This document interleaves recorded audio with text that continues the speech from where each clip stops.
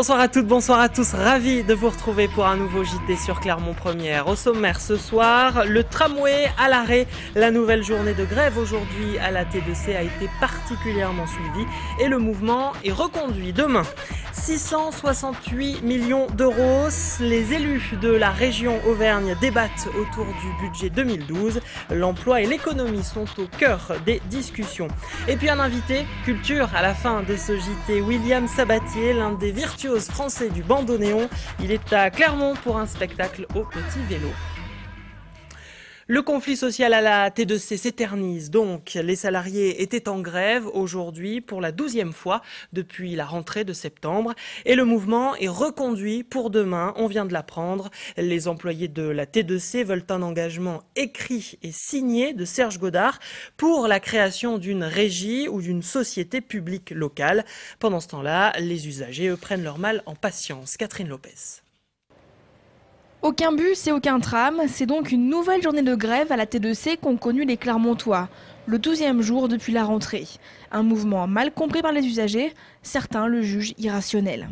Depuis quelque temps, c'est la grève de trop. Les usagers sanctionnent par les remarques qu'ils nous remontent via le mail pétition grève T2C que nous avons mis en ligne depuis déjà un certain temps. On est à la deuxième série de mails pour recueillir à la fois leurs interrogations et leurs remarques désobligeantes vis-à-vis du transporteur privé qu'est T2C. Si les salariés de T2C sont en grève aujourd'hui, c'est parce qu'ils n'ont plus confiance en Serge Godard.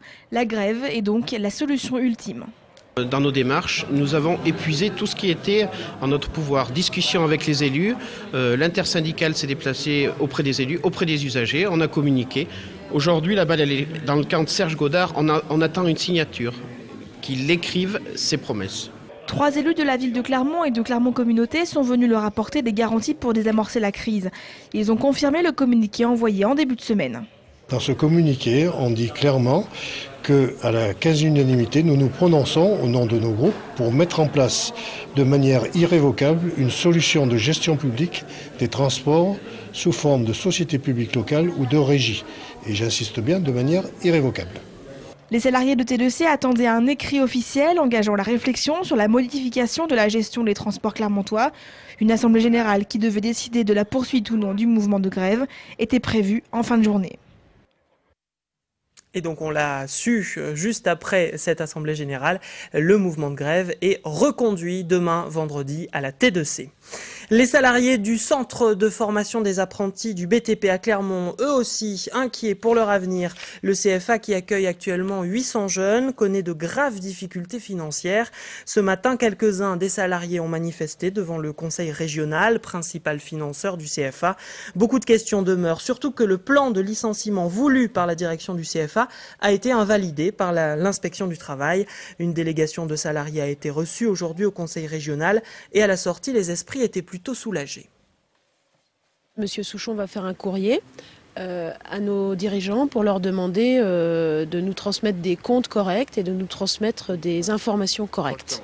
En tout cas, il nous ont rassurés aussi sur le fait qu'il n'y a pas de... Enfin, ils ne vont pas nous lâcher. Ça veut dire que dans le fond, ces 800 jeunes, on ne va pas les laisser sur le carreau.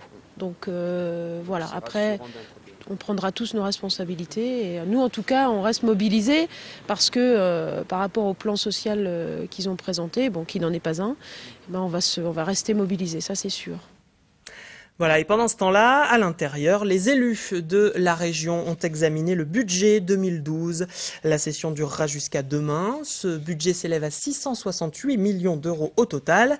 La gauche dit vouloir mettre le paquet sur les jeunes et l'économie. La droite, elle, déplore le manque d'aide aux entreprises et aux agriculteurs. Voyez le reportage d'Ariane Monfray et Philippe Robert. Principale préoccupation de la région pour 2012, la jeunesse et l'emploi des jeunes. Le PAC Jeunes Adultes devrait décliner les aides avec un budget de 10 millions d'euros consacré à la jeunesse. La carte Nouveau Monde, dont le montant est attribué sous condition de ressources, pourrait concerner 23 000 jeunes. Autre axe fort, l'emploi. 24% des jeunes diplômés auvergnats sont actuellement au chômage. Sans emploi, on ne gardera pas les jeunes en Auvergne. Donc nous avons un dispositif, le Fonds d'investissement Auvergne durable, pour doper les entreprises, pour les stimuler dans l'innovation, donc pour qu'elles aillent à la création d'emplois. Nous avions 8 millions d'euros pour l'aide aux entreprises, nous passons à 18 millions d'euros et demi. Comment ? Grâce à l'emprunt populaire que nous avons fait et grâce à l'argent que nous avons recueilli. Dans son budget 2012, la région a également prévu un dispositif d'aide aux agriculteurs auvergnats victimes de la sécheresse. Par exemple, les éleveurs qui ont dû acheter de la paille pourront prétendre à une aide avoisinant les 10 € la tonne. Pour l'opposition, cette aide est tardive et elle n'a rien d'une dépense exceptionnelle. En 2003, la région était venue en aide aux agriculteurs de manière tout à fait significative, avec 18 millions d'euros d'aide.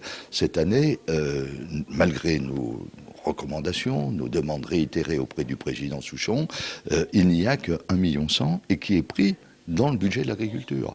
Le budget 2012 s'établit à 668 millions d'euros, soit une hausse de 3,4% par rapport à l'année précédente.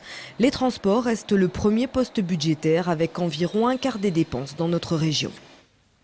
Une bonne nouvelle pour les défenseurs des oiseaux dans le Puy-de-Dôme. Après l'importante mortalité constatée le mois dernier chez les milans royaux, la préfecture a décidé d'interdire à compter d'aujourd'hui et jusqu'à la fin février la bromadiolone. Ce pesticide utilisé pour tuer les campagnols tue également les milans royaux qui dévorent ces campagnols. La Ligue pour la protection des oiseaux avait alerté sur le sujet la semaine dernière. Eva Joly, la candidate écologiste au présidentiel. Cette interdiction de la bromadiolone concerne uniquement les communes du Puy-de-Dôme qui possèdent des dortoirs de milans royaux. Par ailleurs, une grande réunion sur le sujet devrait être organisée par la préfecture du Puy-de-Dôme début 2012. Montferrand, ma ville, c'est le nom d'un guide pratique qui vient d'être publié par les commerçants de Montferrand. Cet ouvrage, publié à 26 000 exemplaires, est présenté officiellement ce soir. L'occasion pour les commerçants de Montferrand de se faire connaître et de dynamiser leur quartier. Voyez le reportage de Philippe Robert. Après une période de déclin due aux travaux du tramway, Montferrand retrouve peu à peu un certain dynamisme. Pour les commerçants, il faut poursuivre sur cette voie en donnant à ce quartier historique un coup de projecteur grâce à l'édition d'un guide pratique. On n'est pas très visible, on n'est pas très connu. Donc le but de ce guide est essentiellement de faire de la notoriété sur nos quartiers, faire connaître tous les avantages, toutes les petites boutiques que nous avons à Montferrand. Avec 8 années de présence dans cette rue, cet opticien fait pourtant figure d'ancien. Son voisin le cordonnier s'est en revanche installé ici au mois de septembre. Après avoir exercé à Langeac, il a choisi ce village dans la ville pour son côté convivial et intimiste. Son objectif, grâce à ce guide, faire connaître son métier.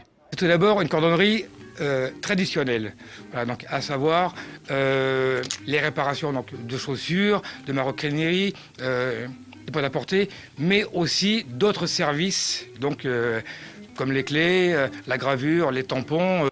Un guide qui répertorie une vingtaine de boutiques pour mettre en avant les avantages de ce commerce de proximité.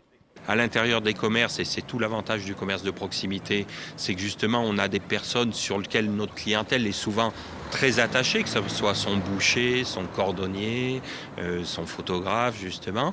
Et on a souhaité justement les montrer d'une manière un tout petit peu différente et qui est cette relation qui continue à exister, quoi. Des commerces dans lesquels on privilégie l'accueil, le conseil et le service. Un guide distribué dans tout le quartier, mais également avenue de la République jusqu'au Carme, dans une zone en pleine mutation avec une nouvelle population. Du rugby, à présent, le stade Marcel Michelin affichera complet dimanche. L'ASM Clermont-Auvergne affronte les Tigres de Leicester lors de la 3e journée de H-Cup. Les Clermontois, qui comptent pour l'instant une victoire et une défaite, n'ont pas d'autre choix que de s'imposer à domicile. Des Clermontois qui se méfient terriblement de l'équipe britannique qui viendra en Auvergne pour défendre crânement ses chances. Écoutez Benjamin Kaiser, le talonneur de l'ASM et ancien joueur de Leicester, au micro de Martial Delecruz. Ils abattent leurs cartes assez ouvertement, donc c'est à nous de les contrer. Ça va être l'enfer, non, mais c'est sûr que si on n'est pas bon en conquête et en discipline, on ne gagnera pas tout simplement. Ça va être un grand match de rugby contre une grande équipe. Et il va falloir vraiment se retrousser les manches pour sortir un bon résultat. On ne s'attend pas à l'enfer, surtout dimanche, mais on s'attend surtout à un match très relevé. Et on va terminer ce JT en musique avec notre invité du jour, le bandonéoniste William Sabatier. Bonsoir. Bonsoir. Et merci d'être avec nous sur ce plateau. Demain soir, vendredi et samedi à 21h, vous vous produirez sur la scène du Petit Vélo à Clermont dans le cadre du spectacle Contame una historia. Mais vous ne serez pas seul sur scène. Racontez-nous un petit peu qui on va voir sur scène. J'ai la chance d'avoir rencontré un des plus grands chanteurs d'Argentine il y a 3 ans, un personnage absolument incroyable qui s'appelle Diego Flores, qui est un des plus grands chanteurs d'aujourd'hui de tango. Vraiment, pour moi, ça a été une révélation. Quand je l'ai rencontré, je me suis dit waouh, c'est lui. Je suis un soliste. Je suis quelqu'un qui n'a pas une vocation à accompagner et d'être au service d'un chanteur. Et là, quand j'ai rencontré Diego, en fait, je me suis rendu compte que j'avais réellement envie d'accompagner quelqu'un. C'était une grande envie. Comment se passe le travail à tous les deux? Comment vous répétez? Dans quelle direction vous travaillez? Ça se fait le plus naturellement du monde. On n'a quasiment pas à répéter, en fait. On joue et ça vient naturellement. C'est quelqu'un qui a une faculté d'écoute et il peut suivre n'importe quelle inflexion. C'est là les grands chanteurs. Ce sont des gens qui sont complètement libres de chanter comme ils veulent. Ils déplacent la mélodie, ils mettent en lumière les mots pour qu'on les comprenne encore mieux. Là, bien sûr, tous les textes sont en espagnol, mais il faut, pour que la poésie respire et qu'elle sonne, il faut la mettre un coup de projecteur sur un mot à un moment donné, et là, d'un seul coup, tout prend son sens. Et Diego a le grand sens de ce genre de choses. Alors vous êtes plutôt connu pour moderniser le tango, mais là, ce spectacle revient un peu aux racines argentines. Alors comment vous vous situez par rapport à tout ça? Moi, en fait, j'ai pas le sentiment d'avoir modernisé grand-chose, en fait. Depuis des années, en fait, moi, j'ai l'impression d'être un bandoneoniste qui appartient à l'histoire du tango, en fait, qui s'est inscrit complètement dedans, et d'avoir étudié pour ça, d'avoir compris et d'avoir digéré cette musique-là. Et pour moi, revenir à travailler avec Diego, c'était tout simplement ce qu'on appelle le cancionero de tanguero, c'est-à-dire le répertoire de tango, en fait. Ce répertoire qui est très important parce que c'est le répertoire populaire. C'est quelque chose qui s'est jamais déraciné des couches sociales populaires argentines. C'est-à-dire que tout le monde à Buenos Aires, vous rencontrez une petite vieille, vous rencontrez un jeune, les tangos qu'on va chanter, ils les connaissent. Ça fait partie de leur patrimoine. Comme pour nous, les chansons de Prévert, par exemple. Sachant que le spectacle est aussi un hommage à Carlos Gardel, qui est considéré comme l'un des plus grands, si ce n'est le plus grand chanteur de tango. C'est l'un des grands mythes argentins. Il y en a très peu, en fait. Il y a Perón, San Martín, Evita Perón, bien sûr, Carlos Gardel et Diego Maradona. Et bien sûr, Che Guevara. Ça, ce sont les grands personnages de l'Argentine, puisque c'est un pays neuf. Nous, des personnages mythologiques, depuis avec Charlemagne, avec Vercingétorix, on en trouve partout. Mais eux, ce sont des personnages populaires du XXe siècle qui ont marqué complètement la société argentine. Et Carlos Gardel fait partie de ces grands mythes, des grands chanteurs de tango, le premier grand chanteur de tango, avec une trajectoire fulgurante, une mort accidentelle à Medellín, dans un accident d'avion. Donc d'un seul coup, autour du personnage, on a inventé tout le mythe qu'on pouvait faire autour d'un personnage comme lui. Alors vous êtes venu avec un bandoneon, votre bandoneon, avant de jouer un petit morceau. Pourquoi comment vous en êtes arrivé à cet instrument-là, qui est peut-être pas le plus connu, le plus célèbre, le plus accessible? Le plus naturellement du monde, vous avez un père qui joue du bandoneon, donc vous le regardez et puis vous avez envie d'imiter votre papa. Moi, ça a été très tôt, j'ai commencé vers 6 ans, 7 ans, donc quand j'ai rencontré l'instrument, ça a été une évidence.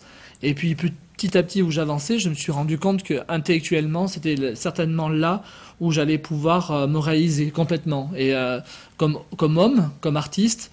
Et donc du coup tout ça a pris un grand sens, une grande signification dans ma vie. Alors je vous laisse prendre votre bandoneon pendant ce temps-là. Je rappelle donc que vous serez sur la scène du Petit Vélo demain, vendredi et samedi 21h pour le spectacle Contame una historia, avec notamment le chanteur Diego Flores. Je vous laisse.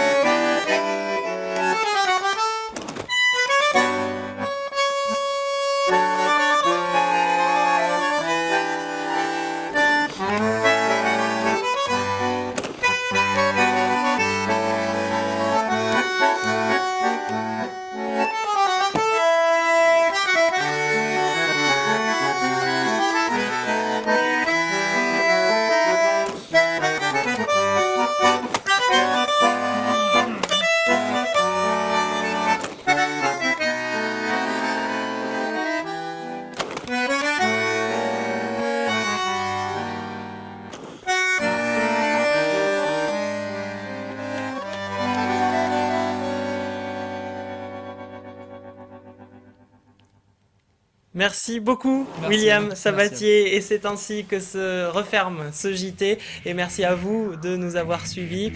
Dans un instant, vos prévisions météo, le retour de l'info demain, 12h30 avec le Flash. Et puis ne manquez pas non plus le JT à 18h30. Très belle soirée à tous sur Clermont Première.